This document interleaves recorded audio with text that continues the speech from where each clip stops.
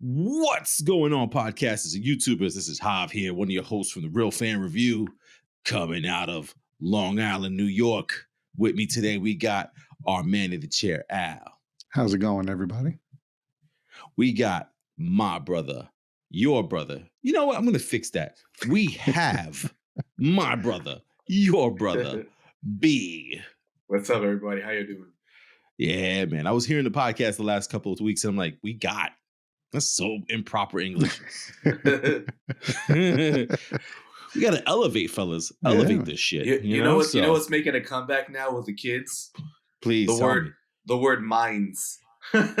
No, Jesus. Made famous by Tony Castro. Shout out. The world is minds. Yeah, man. Tony. But yeah, ladies and gentlemen, we are here. We are back. We are consistent 2 weeks in a row right now. Nice. And we're going to be talking to you guys about the Guardians of the Galaxy Volume 3 prep today. This is what the prep is. In case this is your first time listening to do a prep, we got to get you ready for the Guardians of the Galaxy by talking about the movies that came before, with the stories, where we're leading up to, and then our hopes and wishes and what we think is going to happen in the movie for this week. Today is Wednesday, May the 3rd. The movie comes out tomorrow, Thursday, May 4th. We got our tickets. We're ready to go. Yeah. So let's get into it, man. So in regards to the Guardians of the Galaxy, what we're going to be talking about today is Volume 1, Volume 2, Infinity War, Endgame, I Am Groot, the miniseries, what else were they in? Oh, Thor, Love and Thunder. Yep, Love and Thunder. They were in the beginning. Yeah. And the last thing is the Guardians of the Galaxy Christmas special, which leads us right into Guardians of the Galaxy Volume 3. So before we get into all these movies and our thoughts and stuff like that, let's get right into our favorite characters of the Guardians of the Galaxy. Because let's be honest, I don't think any of us were fans of Guardians of the Galaxy when they were comic books. If anything, I think people knew the other Guardians of the Galaxy, and there was some sprinkles of Star-Lord, Gamora, and all these people, and the Rocket Raccoon later on. But I always remember the first episode of Guardians of the Galaxy in the comic book series was that other group that was in the movie of Part 2. So let's go out. Tell me, man, the Guardians of the Galaxy, we're talking Groot, Baby Groot, Teenage Groot, Rocket Raccoon, Gamora, let's see, Drax the Destroyer, Star-Lord. Oh my God, which one? What's the sister name? Mantis. Nebula. Oh, and Mantis we have as yeah. well. No, but Nebula is a sister. Huh? I mean, Mantis is a sister. We just found that out in the Christmas special. Yeah. Out of all those Guardians of the Galaxy, Al, who's your favorite, man? Who's the one you look forward to seeing in the movies all the time? The one that by far I love every time he's on the screen is Rocket. Rocket. The way he just doesn't care. He's always angling for something. I mean, when they were in prison, he was trying to get someone's eyeball. You know, when he saw Winter Soldier, he's like, I want that arm. I mean, every time he's on the screen, he says something that makes me laugh, no matter what the situation is.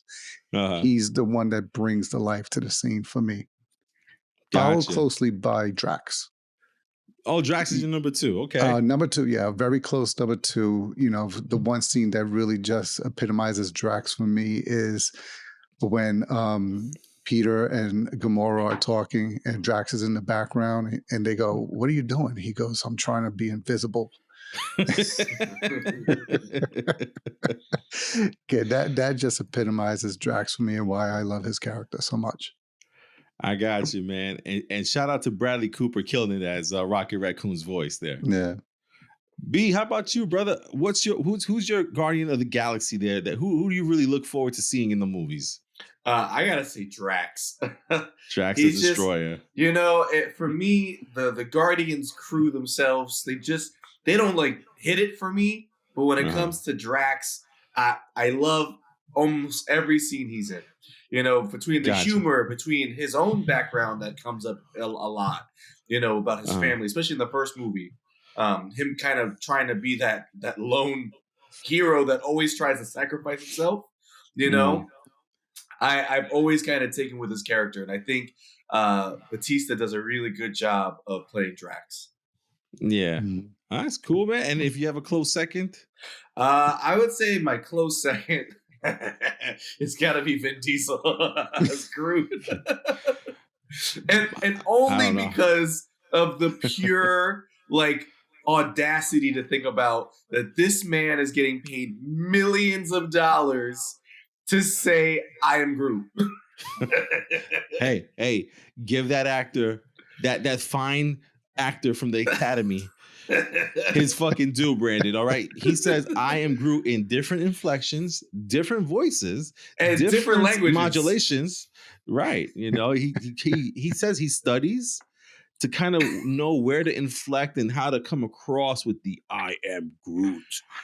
So it almost to me is just like, can I say family in there? They're like, yeah, go ahead. We're gonna change it to I am Groot. Yeah, man. For me, man, listen, number one for me is Chris Pratt's Star-Lord. I do like Star-Lord. I just actually watched the first volume 1 here on the Disney Plus app because they have everything on IMAX and in freaking 4K there. And I just love his comedy, his comedic timing, and again, he's like the lovable fuck up, you know what I mean? And I could feel and relate to that, so yeah. I love the fact that he's just like trying to play cool. They're like, oh, we got him, and he's just like, what's your name? He goes, Star-Lord. Who? Like, and he's like, come on, man, you don't know Star-Lord. Like, he's trying so hard to be the badass, you know what I mean? And like, as much as a lot of it is him trying to be cool, trying to be the alpha, like even when he's with Thor in Infinity War, it was probably some of the best scenes ever. He's just like, what are you talking? He's like puffing his chest out and talking deeper because Thor is automatically that, right?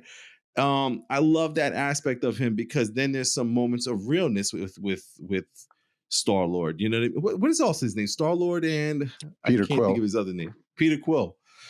So you hear Quill's name all the time, and again, there's moments of realness with Peter Quill's character and Star-Lord there. Like when they were in jail and the guy stole or took his Walkman, he was livid because that Walkman means so much to him. It's a reminder of his mom. It's the music that his mom. He says it's my music. It's mine. Like he possesses it because of that love and that missing and that kind of connection to his mom with that dude. I forget it, man. And then even the scene with where he fucked up the Infinity War when he started banging Thanos' faces with the gun. Yeah. It was because Thanos killed the love of his life at the moment. You know what I mean? So it's like, and I say at the moment because he's a freaking player in the first one. But that's why I love Star-Lord. And even the last thing that we just saw of him in the Christmas special, when Mantis is there, like concerned and worried how she's going to come across, letting him know that he's his half sister or sister. And the way he looks at her, he goes, that's the best gift I could ever have. Yeah. Dude, the waterworks, tears coming down, eyes were glistening. And only he could pull that off like that. If Drax did something like that, I don't think I would feel that emotion. I'd be like, this is ridiculous or whatever. But somehow, some way, Chris Pratt as Star-Lord, as Peter Quill, he's pulling it off. Yeah. That's my number one guy right there. Number two, Al, I got to say your number one is my number two, brother. Rocket Raccoon is insane. Yeah. That guy does shit just for the hell of it, and I love it. He's like, you stole the batteries? Why? Because it was easy. Oh, man. And again, I just saw volume 1 recently. I'm going to watch volume 2 tonight, but I kind of remember most of it. But in volume 1, when they're in the prison, he's coming up with this plan. He's telling them what he needs. And he tells them, and by the way, I need that guy's leg. And not understanding why he needs the leg, he just does it. And he's like, no, I just wanted to see if you do it. Which is funny as hell, man. So yeah, the Guardians of the Galaxy, man, just kind of crazy. But now I want to ask you guys something like this. B, when we first found out that Marvel was making a Guardians of the Galaxy movie, when we were getting Iron Man, Captain America, Incredible Hulk, Hawkeye, and all these other characters that they could have touched on. And they said, we're going to go with Guardians of the Galaxy. And we all collectively said, who? So what was your thoughts watching the initial Guardians of the Galaxy before you saw it and then after? You know, when they announced Guardians of the Galaxy and we got that trailer, that initial trailer, I was like, huh. Like I was like, I didn't know where it was going with this. Because before that point, Guardians of the Galaxy weren't in any of the cartoons, like any of the animated shows I watched. It wasn't until after the first movie that they started doing that. But I was like, who the fuck are these girls? Like, I don't know who these guys. And watching that movie was it was actually really cool because the more the movie went on, the more like interested I became. I thought the first movie was great. I really loved it. As we said before, like the humor wasn't always for me in that movie, and less so in Volume 2. But generally, the story I really loved Volume 1. Right, I got you. And then Al, how about for you, man? Because I think this kind of hit me and you the same way. I think now thinking in retrospect of the movie, I think Marvel went with the Guardians of the Galaxy because they brought in that space aspect. They made that Star Wars quote unquote film. And that's where it kind of hit. And it was like that family feel. And again, that was our extension to getting out into the universe instead of staying on Earth. Yeah. What was your thoughts of watching Guardians of the Galaxy? Actually, I thought it was a good change at the time because, like you said, we were having the Captain America, the Iron Mans, the Incredible Hulk. Like those were the Marvel movies we were getting at the time. And I mean, I know Iron Man with his sarcasm, they had humor in there, but not like what Guardians brought. So, I mean, I don't know if now I'm glad about the comedy that they brought in because I think they went too much in that direction. But they had the Guardians, at least their movies so far, have had a good mix of, like you said, balancing emotion, seriousness, action, and comedy, and making it all mesh together so that I never felt overwhelmed by any one of those throughout any of the movies. Like when we saw Thor, Love and Thunder especially, we're like, all right, too much with the little jokes, too much with the one-liners, let's go back to the action. Whereas with Guardians, I mean, I didn't, even the dance off at the end of the first movie, I did not sit back and say, oh, come on. Like I was laughing. I found it hysterical that the climax of a Marvel movie is a freaking dance off to end the movie. Oh my God. But it fit with the movie, it fit with the tone, it fit with, like you said, with the way Peter Quill was as a person, as a character. It fit, and it didn't seem out of character, it didn't seem out of line for the movie. And it just fit with what they were doing with Guardians. And at that time, I don't think we were expecting anything like that, given especially the seriousness that a lot of the other movies had. So I thought it was a good breath of fresh air for the MCU universe, and the way it didn't harp too much on like seriousness or drama or anything like that. Like it let us, it was almost self-aware that, okay, we know we're a comic book movie and we're going to have fun with it. And I took that into 2. I mean, especially that opening scene where they're fighting the monster and you have Drax. It just, I think, being bounced around everywhere for the fight scene and everything. And the ridiculousness, like, again, they were self-aware that we know this is a comic book movie and we're going to have fun with it. But again, balancing it with the seriousness of, you brought an ego and the dynamic of that between him and Peter and the mom. And I'm sure we'll get into the details a little further, but it was something I didn't know I wanted in the MCU at that time. And I'm glad that it came in. Yeah, no, I definitely hear you, man.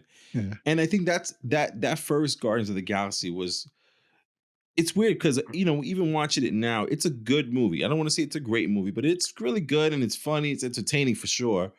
And there's aspects of it where it's a little bit, I guess it takes a little sluggish move or roll into the movie there.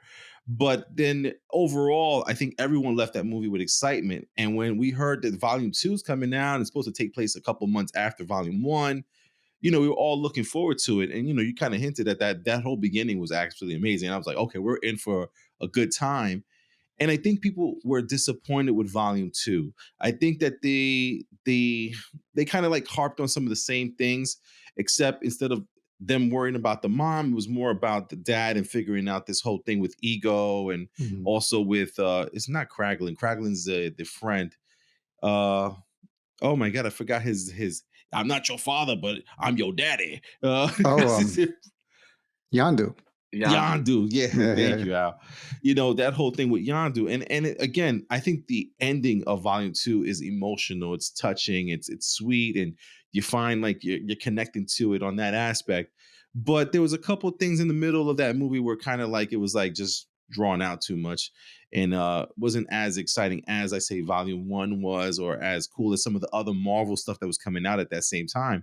Mhm. So B, what was your think? What was your thoughts on Volume 2 of Guardians of the Galaxy there? I thought it was a nice addition, but I agree. Like I like the direction they went with the ego, the planet. Mhm. But I felt like the story wasn't like there like it was with Volume 1. Um, Mhm. Humor was a bit off for me compared. It Mhm. wasn't my humor. Like I know a lot of people who love Volume 2, Right. but it just didn't hit for me. Mhm. Especially once like Peter got his powers and all that stuff. So, he only had the powers when he was on Ego because he's a child of Ego, and I was like, oh, all right, that's very like convenient. Yeah. Yeah. So it just didn't stick as well as the first one did for me. Yeah, and Al, I know you mentioned some good things about part Volume 2, some of the scenes and some of the story of it. I Yeah. think where it lost a lot of people was the whole ego thing. That Yeah. understanding of what his end Trying to game do. was to take over everything, the galaxy, make everything like him. Yeah, because Um, was it make it like him or was he spreading himself? He was spreading that himself, spreading Yeah. himself more. literally spreading himself. Yeah. Figuratively and literally. I got seeds throughout the whole universe. Yeah, and Gross. it was very interesting, like the whole ego concept and him being the planet. But even the endings, the fight in the battle between Ego and Peter Quill Yeah. was a little bit outrageous. Like he legitly turned into Pac-Man. Like, but what was your thoughts, Al, on the Volume 2 there? No, it was like you said, it was good. I found it interesting the way they were going with that dynamic in terms of like was Peter almost like a half god and giving him those powers, and then the dynamic of that ego went to the extreme of like because I kept trying to figure out, does he actually care or does he not care? Because you find out that he was Mhm. killing the kids that couldn't share the power because he Right. needed one of these kids to be the other celestial. Which, Mhm. now that I think about ego more compared to what the Eternals gave us in terms of essential Celestials, he doesn't match. So I don't know No. if in the comics they explain why he's such a different type of Celestial, because he seemed more of an entity than a being, whereas all the other Celestials were he, born from a planet.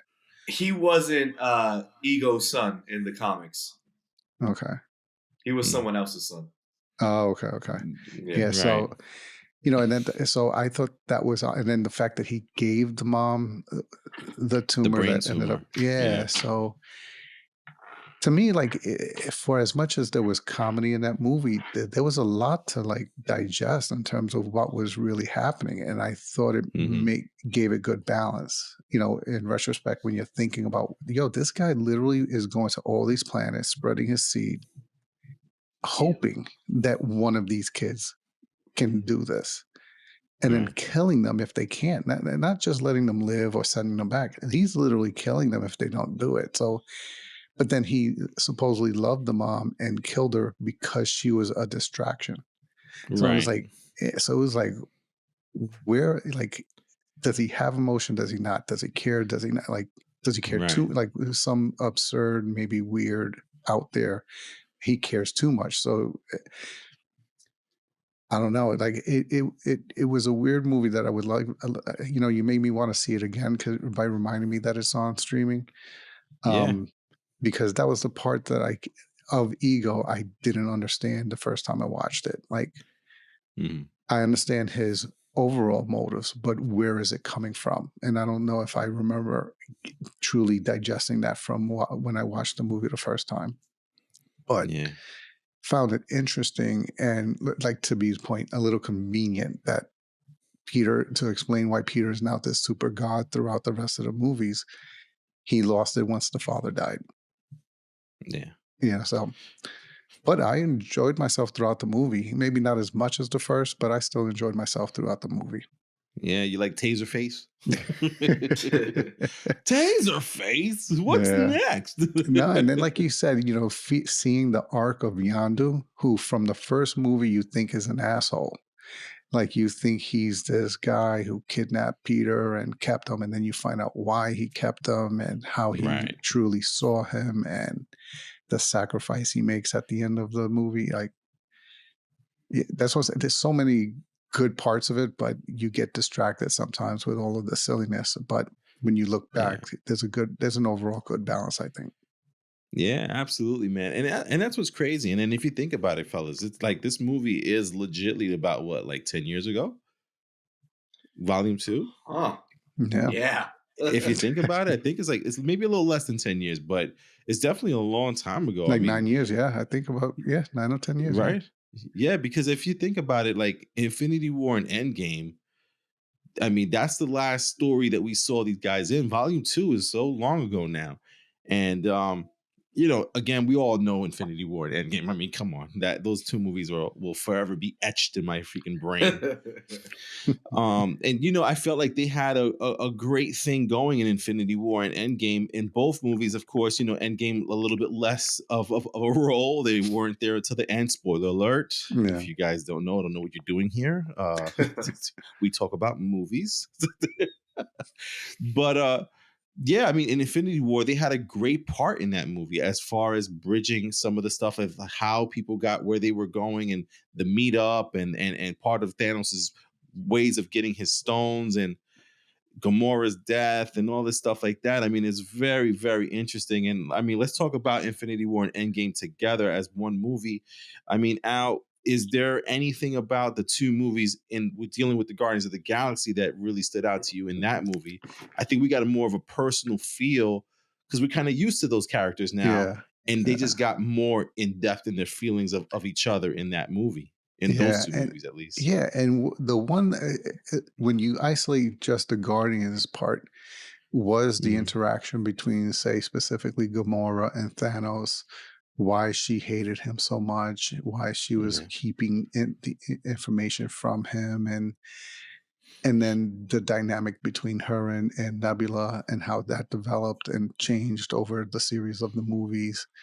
right. Um, I mean, Peter Quill being Star Lord and ruining everything and not being able to control his emotions Mhm. because, like, in essence, it's almost as if he never grew up. He was Right. always still this kid that was looking for attention, affection, and when he finally found it through Gamora, he had a fit when he found out. I mean, no, granted, she was dead, but like he had a childish reaction to it because you would think, given the circumstances, he would have been able to control that reaction. So, it was an interesting climax to their story arcs for a few of them, especially for me, Gamora, who Right. was always this badass, but now you find out why she turned, to what degree she had to turn in terms of keeping information from Thanos so that he didn't achieve his goals, which would have been, we saw how destructive he ends up in, taking out half of Mhm. everybody. So just seeing that dynamic and realizing her story arc was, I was satisfied with the seeing that play out in Infinity War. And then just seeing the Peter Quill and her going back and forth in Endgame, Mhm. that was hysterical. Especially when they meet up on the battlefield and she kicks him in the nuts and everything, and he's like, you missed it the first time, but you got Right. them both on the second." And seeing him go back to being that like little child again, it just kept the characters again true to who they were throughout all of their stories. Yeah. And I think one of the persons that had a good role and good finish to how they started in the Infinity War Endgame was Nebula B. Nebula had a interesting role in the Guardians of the Galaxy Volume 1 and 2 of being almost like the villain Mhm. or the person that was going up against the Guardians of the Galaxy and more Gamora, if anything.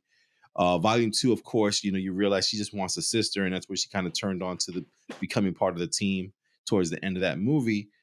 But in Infinity War and Endgame, you saw a different side of Nebula. And, I'll never forget the whole beginning of Endgame with her and Tony Stark playing paper football. Yeah. That and just like, her reaction and working with Rocket in Endgame. So what was your thoughts on like Nebula and the Guardians there in those two movies? I in the first movie, it was interesting having Nebula, be the opposition to Gamora and Hmm. her trying to save her sister from Thanos and everything like that. Um, and the more we got into Infinity War, was the more I actually started to like Nebula, because Yeah. now she was teetering on the side of being a hero. She was helping, she was Right. fighting Thanos, she was warning about Thanos. She got caught in the line of fire come Endgame, and Hmm. what happened to her in Endgame was the byproduct of her trying to save everybody, and like Right. I thought that her story from where it started in Infinity War to there was really cool, because I feel like of all the Guardians, she has the most growth. Definitely. She's had a lot of growth. I mean, even Rocket too, though. Rocket's growth has been insane throughout the movies. Oh Mm, yeah, I just yeah. felt like to see over the span of what was essentially three some odd years in the MCU timeline of things, where she Hmm. was, and then at the end of the 5 year gap, you have this whole new Nebula. Hmm. So Yeah, this was man. cool. Yeah. Yeah, Mhm. very cool, man. And like I said again, for all the characters and of course the ending of Endgame where they all got to fight again together and again, like Al mentioned, the whole Gamora and Peter Quill scene is kind of crazy too. Mhm. At the end of Endgame, they kind of link up all together, get on the Milano. Is it that their plane, not their plane, their spaceship Yeah. is the Milano, I believe it was. And they get together and Thor joins them, which was a Mhm. surprise. Apparently, it was a surprise to some of the people in the writers' room as well. They said they did not think Thor was going to go with the Guardians, so that ended up being a surprise to them also. But also, a lot of people don't know this, that Guardians of the Galaxy Volume 3 was actually supposed to be the next movie after Endgame. And if you guys don't recall what happened, the director of Guardians of the Galaxy, who is now the head of DC Films or one of the heads of DC Films, Peter Gunn, not Peter Gunn, Peter James Gunn. James Gunn. There you go. Peter Gunn's is a rapper. New York, New York. Yeah. Yeah. So James Gunn got into a little bit of a problem there, but which really wasn't his fault because it's one of those things where people on the right were pretty much upset with some of the stuff that was going on in the world, and they were starting looking at people's tweets, past tweets, and so James Gunn had some tweets that were kind of a little crazy, but he had already apologized for them and kind of said that when he was younger, he said stupid things to get a reaction. But they were brought back up into the spotlight. This has been with the Roseanne Barr stuff and all these, Trump stuff. Yeah. And Disney made a kind of like, I guess, a jump move to kind of get in between, get ahead of everything, and they fired James Gunn. Once they fired James Gunn, even though the script was ready for Volume 3, they kind of put everything to the back burner, and that's when we got this whole change of different things where Black Widow came out, then Shang-Chi, It was supposed to be the Guardians of the Galaxy coming out first. Mhm. Then they hired James Gunn back. I guess they felt like 1 year was enough punishment, or they realized that they maybe had kind of jumped the gun with all that stuff. So they got James Gunn back, and they had him work on Volume 3. But now they have this issue where Thor is with the Guardians of the Galaxy. How do they answer this? So we get the quick, what is it? Maybe first 20 minutes, fellas, of Thor: Love and Thunder. Yeah, maybe Not first even?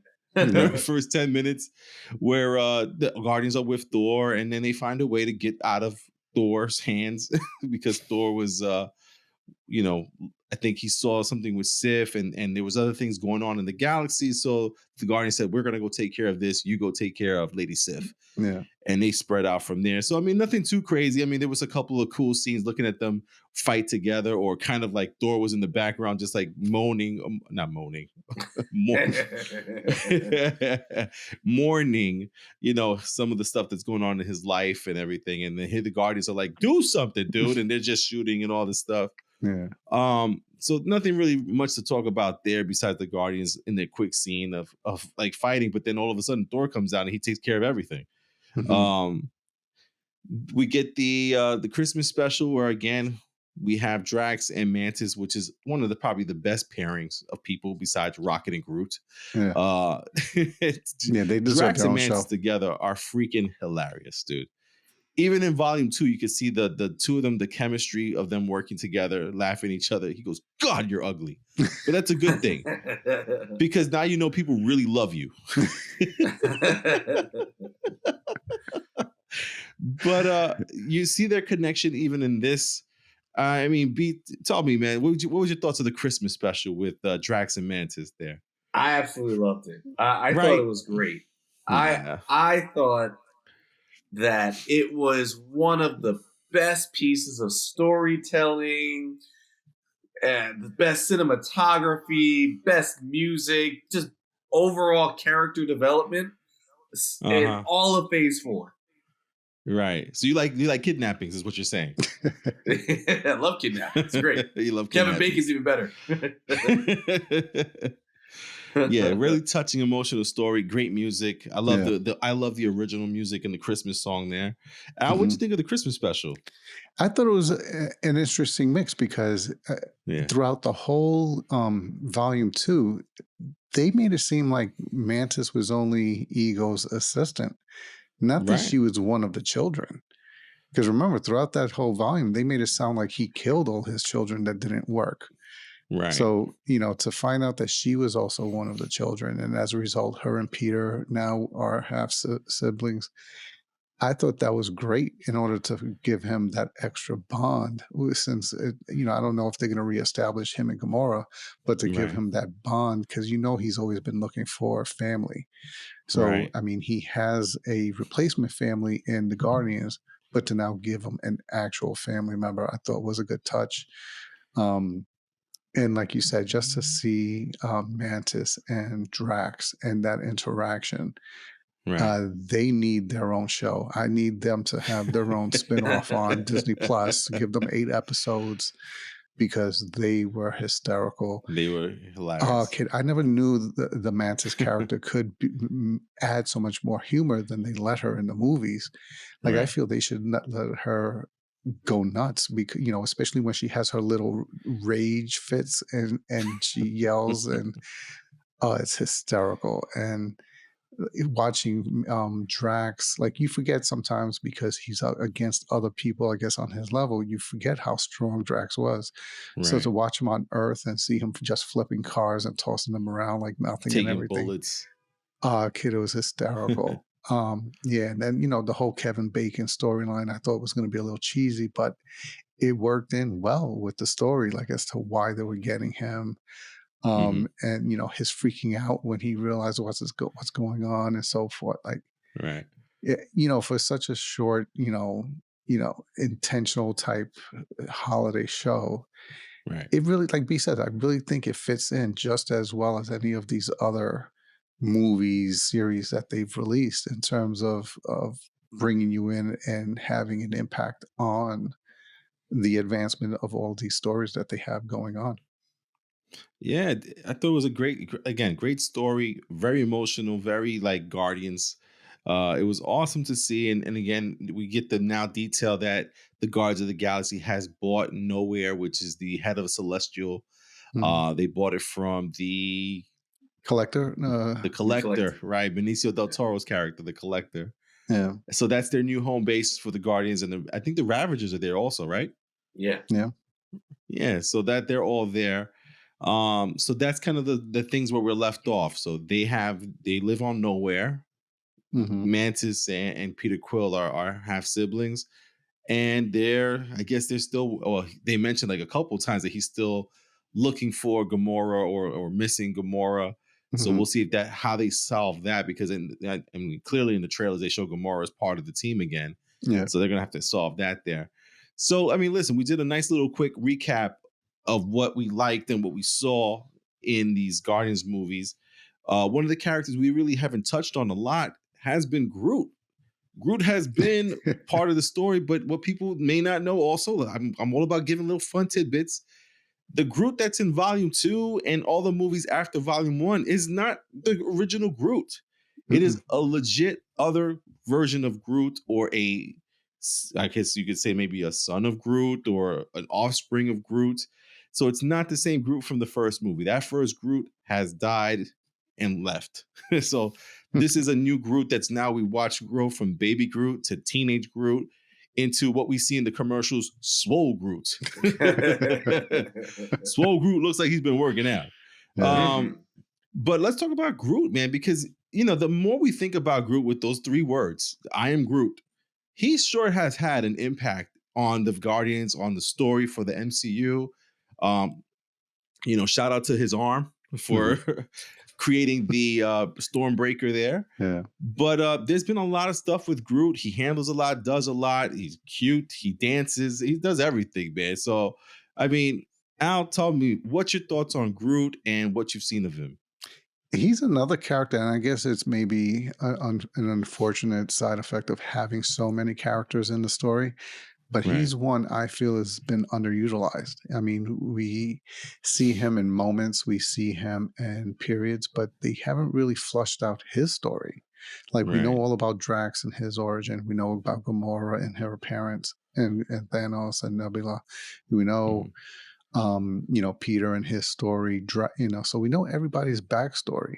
But between him and Rocket, we really don't know much of their backstory. So right. it's surprising to get so much of everybody else. But Groot, we don't know much. Where does he come from? What is it about him that makes him like the way he is, and so forth. So I would have loved to have seen more backstory on Groot because, especially in the first one, he seemed very powerful, Oh, you know. yeah. So to see so many battle scenes and you don't have I mean, granted he's younger, but you can still see he's capable. He seems to have all of whatever abilities he's going to have. Mhm, So to have seen them not utilize him as much, especially in that Endgame Infinity War battles, I felt mhm. like we should have gotten more of Groot. But hopefully we'll see more of him in this third one now that he's bulked up. Yeah, definitely. And B, what's about you? What's your thoughts on Groot there? I mean, because I mean, from the first volume one, that Groot was kind of brutal. I mean, I remember him putting his I guess you could call fingers of his in people's noses and growing it up, but then he also had that special power of kind of like not caressing, but like I guess holding everyone inside of him as far as like to protect them from damage or the Yeah. outside like destruction and everything. What's your thoughts on Groot? I mean, I honestly I love Groot. I Uh-huh. love the progression of Groot throughout the three movies so far and Yeah. shows. Um, Honestly, too, one of the from a musical standpoint, because obviously I'm a Mhm. musician, Groot's theme at the end of Guardians 1 is one of the prettiest and gorgeous musics in all of Marvel. And so I even visually that scene where Mhm. Groot is surrounded everybody and he makes the lights Oh, within yeah. himself. That was That is beautiful. one of the best pieces of cinematography ever. Yeah. Yeah. Loved it.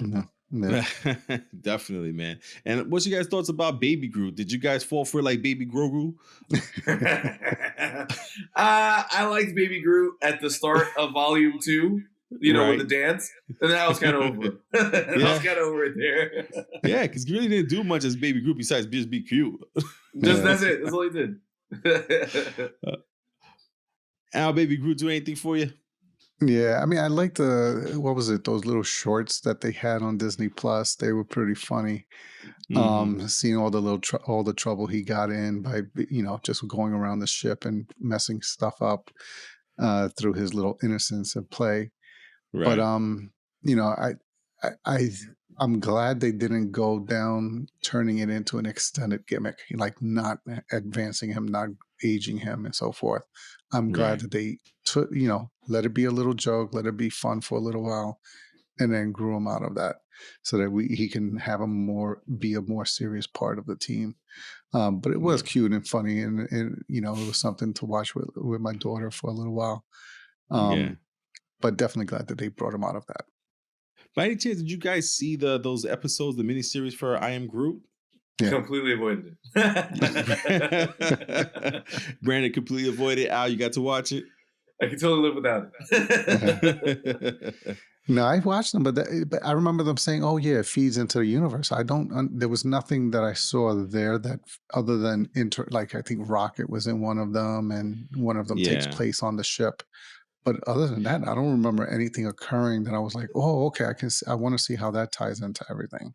Everything looks like it just happened. I think it was more so like little stories that were happening around when he was Baby Groot and stuff like that. So it wasn't anything too crazy. There was some scenes that dealt with something that was happening on the ship when they were on the ship of the Ravager ship there in Volume 2. So things were happening there that we didn't see. So I don't think it's like a must watch for people. I didn't enjoy all of it. No. I thought it was interesting. I thought it was cool, but at the same time, I was just like, I could do without it, So yeah, man. And then, let's talk a little bit more about Gamora also, because now Gamora's kind of had this role from the beginning to the end, where we start off with knowing that Gamora and Nebula are the daughters of Thanos, and they're kind of like both on different ends of the same mission, right? We have Gamora wanting to get the Infinity Stones and protect the galaxy from her father or her adopted father there. And then we have Nebula who wants to impress Thanos by getting the stones for him, and which kind of causes that friction between them, besides also their history of Thanos making them fight as they were growing up. And every time that Gamora would win, which she won very often, or if not all the time, and every time that she won, Nebula would be, mechanized, or they would give her a new body part that was mechanized or metal. Kind of crazy to hear that story, but that's what led to all the buildup of the anger there for Nebula. I know, like Gamora for you, man. I know that she's, of course, the new Nebula that we're going to see in this film is more of the Nebula before Volume 1. If I'm correct. Sorry, I didn't catch you. Yes, no, B. Well, I was saying that the Gamora that we're going to see in this film is from the Endgame, the ending, which is the version of Gamora that's before Guardians of the Galaxy Volume 1, when she was still helping out Thanos a little bit. Just before, this is the Gamora just before she's actually supposed to leave and get the orb from Quill. Right. So, do we really know a lot about this Gamora? Because even by the time we get to Volume 1 now, Gamora is trying to stop Thanos from doing this. So is it really that different of a Gamora for us? I think what it is this is the Gamora that was quietly trying to not help him. This is the one that went, and because I remember didn't she go on a mission, and that's when she found out where the Mind Stone was, but she hid the information from Soul him. Stone. I think the Soul Stone. The Soul Stone. So I think this was the version of her before she was able to outwardly say, yes, I'm opposing my father. So not that she wasn't in opposition to him, but she just wasn't able to do it publicly and express it. So, I think that's why she was so quick to help the Guardians and Peter specifically during the Battle of Endgame. Even though you would have thought, oh well, I thought this was the bad Gamora. No, she just didn't come out yet as the good guy. Right. And to your point, the interaction between her and Nebula was interesting because Nebula wanted to kill Gamora because she blamed her for all of the punishment she received at the hands of Thanos because she kept beating her. Right. So she goes, all I wanted was a sister. So so it was interesting to see that dynamic was still there, and that they had to actually kill the old Nebula in order for their relationship to continue forward. Yeah, man. So it's pretty interesting. I mean, again, we got pretty much all the characters in there and talked about them and kind of their path to where they are right now. So now I want to ask you the fun stuff, fellas. What is out of those movies there with the Guardians of the Galaxy? And again, we got the Volume 1, Volume 2, Infinity War, Endgame, Thor, Love and Thunder, I Am Groot series, and then we also have the Christmas special. Is there a favorite scene of the Guardians for you guys? Is there something that stands out that you always remember with the Guardians of the Galaxy that you just always laugh at, or you think about like that was really cool, and see if it kind of matches up with any of ours there? Al, is there any scene or thing that you always think about when you think of the Guardians of the Galaxy? Yeah, I would have to go to the dance off. Only because, we all got used to these super battle scenes in the MCU. I mean, with the Hulk, you have the Hulk just smashing and destroying everything. Had that big battle with Abomination at the end of his movie. You have the Iron Man battling the what's the guy? The other tank iron giant that the bad guy makes in his movie. So you're used to these big climactic battles.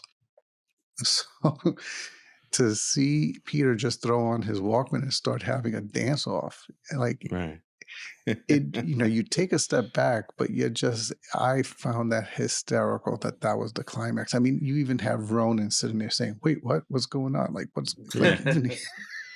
he's ready to fight, get a battle, and he's like, what are you doing? He starts kicking his feet and dancing and giving little Michael Jackson.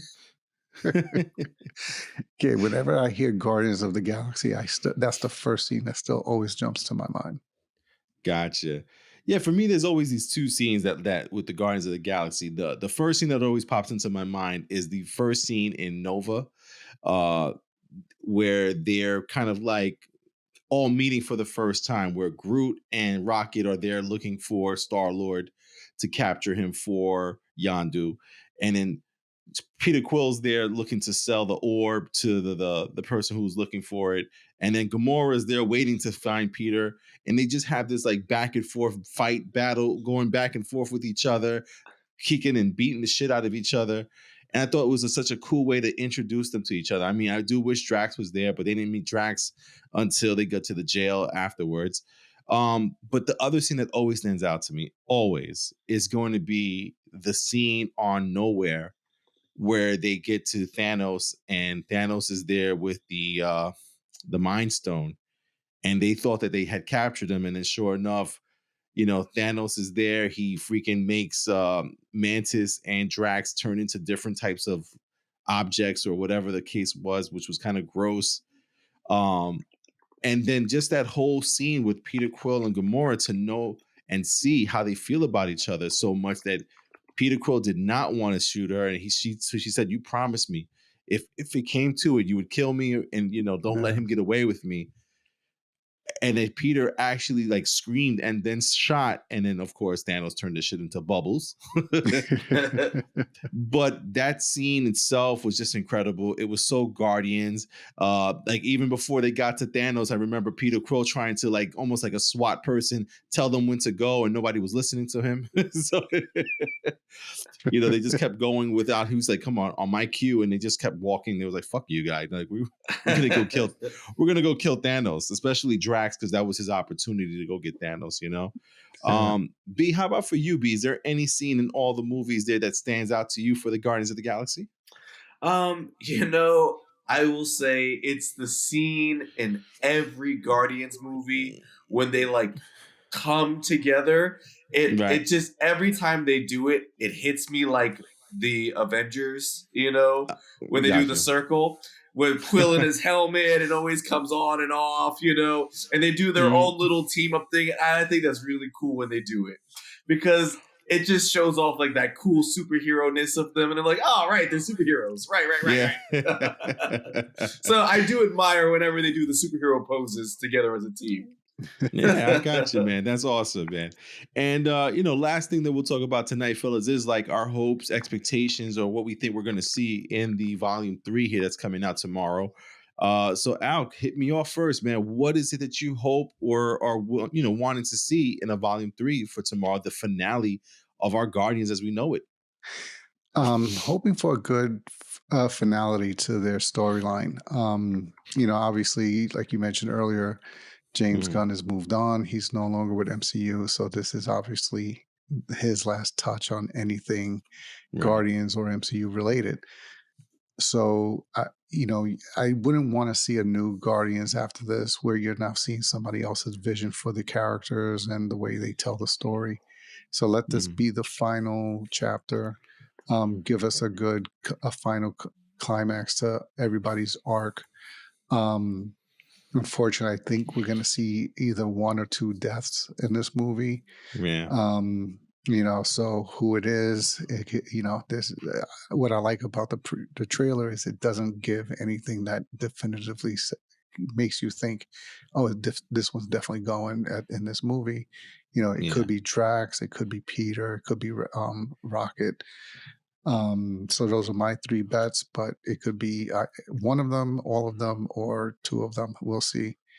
But I'm just hoping for a good story and a good ending for their arc as a team and as individuals. Yeah, same here, man. My hope is honestly there's just a good movie, a really good movie because the my one fear is the fear of them doing too much, knowing that this is the last movie for James Gunn, knowing that they want to tie up Rocket's story, Peter Quill, Gamora, Nebula, Groot, Drax the Destroyer, and then the Ravagers, and also they now are having. I mean, we've seen the trailers. Adam Warlock is in this movie. Then there's the High Evolutionary as the bad guy as well, and then we have the Sovereign, who the people who kind of created or helped create Adam Warlock. So how many things are going on in this trailer, plus the High Evolutionary, whatever he's doing as well. So it's like I want to see how they incorporate everything, how they make everything work together. Um, you know, the, the reviews are coming out right now, and they seem like it's a fantastic movie. So I should like calm down my fears, but phase 4 wasn't exactly great, and the start to phase 5 was okay with Ant-Man and Quantumanium there. So Mhm. it's like my fears are like I just want to be surprised with a really good movie, an emotional movie, and a movie that's just fantastic. I just want to see a good movie where I go, you need to see this. You know what I mean? Yeah. So B, how about for you, man? What is your hope and expectations for Guardians of the Galaxy Volume 3? Same thing. I saw the reviews, and so just like you, I know it's gonna be good, but I haven't seen it yet. Right. So it's like I'm hoping the story is there. I'm hoping it's a great send off. I'm hoping for some crazy action, because when it comes to the Right. Guardians, we don't usually get a lot of action on their end Right. because other than Drax, none of them are really strong. Like they're Yeah. mostly just aliens. And so I'm excited to see them do something exciting. I'm sure there's going to be a lot of emotions in this movie, given that this is a really about Rocket Raccoon's upbringing and Right. how it kind of goes with the High Evolutionary. And I'm mostly interested in see what they do with Adam Warlock, given what we know of him from his comic past and how that Right. has nothing to do with this movie. So I just want to see what they do with him and what he can potentially do in the future. Right, definitely, man. And of course, we're always looking for the the after credit stuff, the post credit scene, and the mid credit scene there. Last time we got about 8 post credit, mid credit scenes. I don't think they're gonna go that crazy with this one. But again, the previews look good, the trailers look good. I've been doing my best to avoid trailers, avoid the little snippets. I've legitly just seen the last trailer, not the one they just released today, which was the final trailer they call it. I didn't Yeah. care to watch it. I saw the last trailer when the tickets came on sale, and that's my knowledge as much as it is. And usually with trailers, I like to play them over and over again to kind of spot the little things here. I did not do that with this one. I just watched the trailer once. I don't know if that's a credit to the trailer making me not want to see it more than once. But at the same time, I feel like I'm going to go in there with an empty slate in my head and just looking forward to a good movie. So Yeah. I got my fingers crossed, man. And I can't wait to come back here and talk to you guys about the review of the Guardians of the Galaxy Volume 3. I mean, again, guys, just if you're not a subscriber or don't have us on your podcast playlist there, please hit the plus symbol. That way next week when we do put a review out for Guardians of the Galaxy Volume 3, you guys will know right away. Or if you're watching on YouTube, hit the subscribe button. We're trying to get to 100 subscribers as soon as possible. So, hit that little button there, and that way you'll know when we put the review out for Guardians of the Galaxy Volume 3. And also, if you just love movies, this is what we do. With the big blockbuster movies, we'll do a prep for the movies just to get you ready for it and also to kind of hype ourselves up. Mm-hmm. So listen, coming out of Long Island, New York, we are The Real Fan Review. And we're looking forward to tomorrow night, man. So bad. Guardians of the Galaxy, man. Marvel MCU Phase 5, movie number 2. Can't wait, man. Yeah. So saying goodnight is my brother B. Adios, everybody. Our man in the chair, Al. Have a good night, everybody. And myself, Hob, saying again, thank you guys. Thank you for listening, for watching. Hit that subscribe button and come back next week for the Guardians of the Galaxy Volume 3 review. We'll catch you on the next episode. Until next time.